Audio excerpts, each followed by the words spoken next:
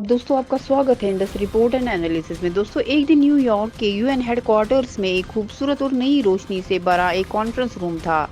यहाँ पर दुनिया के सबसे बड़े लीडर्स और डिप्लोमेट्स अपने अपने देशों के मुद्दे डिस्कस कर रहे थे। लेकिन आज का दिन थोड़ा खास था क्योंकि इंडिया के डिप्टी परमानेंट रिप्रेजेंटेटिव एम्बेसडर योजना पटेल अपने देश की तरफ से एक इम्पोर्टेंट स्पीच देने वाले थे।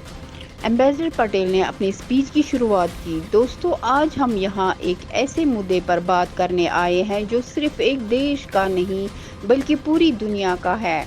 यूएन सिक्योरिटी काउंसिल का रिफॉर्म। हमें इसमें तेजी और ट्रांसपेरेंसी की ज़रूरत है।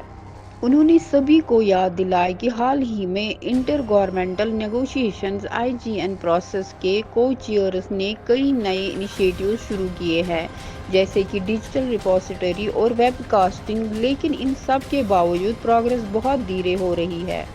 पटेल ने कहा, ये कहना ज़रूरी है कि यूएनएससी रिफॉर्म पर टैक्स बेस्ड नेगोशिएशंस अब तक शुरू नहीं हुए हैं। ये एक ज़रूरी कदम है जो हमारे डिस्कशंस को मीनिंगफुल और प्रोडक्टिव बना सकता है। एम्बेसडर पटेल ने एलिमेंट्स पेपर की भी तारीफ नहीं की। इस डॉक्यूमेंट में कई जगह कंट्राडिक्शन है और कुछ पॉइंट्स पर कंसेंसस नहीं बना, जैसे कि कन्वर्जेंस सेक्शन में क्रॉस रीजनल ग्रुपिंग्स की बात की गई है जबकि इस पर एग्रीमेंट नहीं बना है। ये मिसलीडिंग है। फिर उन्होंने समिट ऑफ द फ्यूचर का जिक्र किया, जहां final pact of the future के लिए कंसेंसस चाहिए। पटेल ने कहा कि करंट ड्राफ्ट आईजीएन को चेयर से बोर्ड एग्रीमेंट को रिफ्लेक्ट नहीं करती और इसे डॉक्यूमेंट की लेजिटिमेसी पर सवाल उठा है। हम चाहते हैं कि यूएनएससी रिफॉर्म प्रोसेस एक सीरियस और अर्जेंट अप्रोच के साथ आगे बढ़े।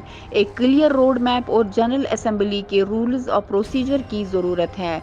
पटेल ने अपनी बात ख़त्म की। उनकी स्पीच सुनने के बाद कॉन्फ्रेंस रूम में एक नया जज्बा जाग गया।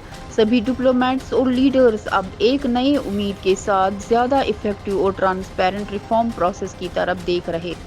पटेल ने अपनी स्पीच के एंड में कहा, इंडिया एक एक्सपेंडेड सिक्योरिटी काउंसिल के लिए कमिटेड है जो आज की ग्लोबल रियलिटीज़ को रिफ्लेक्ट करे। हम मिलकर इस क्रूशल रिफॉर्म को आगे बढ़ाने के लिए तैयार हैं।